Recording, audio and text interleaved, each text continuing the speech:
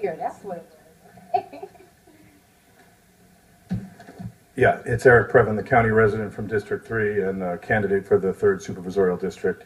And this morning's budget hearing is critically important because of where we are in the county's intended reinvention of the social justice system and our effort to make better sense of the number of incarcerated people and, of course, diverting any of the folks in that section who we can to better solutions that we've been asked to do under realignment. And we are facing 3 large, almost $2 billion estimates for a replacement facility for Men's Central Jail. I think that we need to radically right-size that initiative. I know that Mr. Fujioka is, as we speak, trying to get together some bond funding for a project of that size and scope, with only 3 votes in support and 1 abstention, and 1 Supervisor Yaroslavsky voted against such a program. I would just like to say that in late April, the Los Angeles Register published an article specifically about my candidacy for supervisor. As the title makes abundantly clear, board watchdog seeks seat at table. This is not your opportunity to proclaim your campaign here. If you want to talk about the budget, the reporter released. If you want to talk about your campaign, so be it.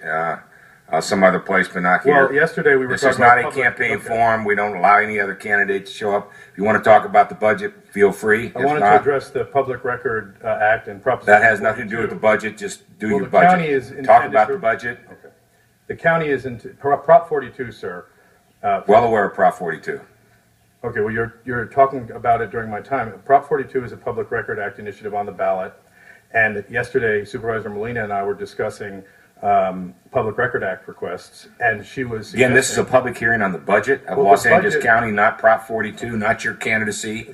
So speak to the budget. The treasurer tax collector, who I was raising yesterday, is charging a resident rates for records where I'm working alongside the county to shut down what I would describe as illegal corruption.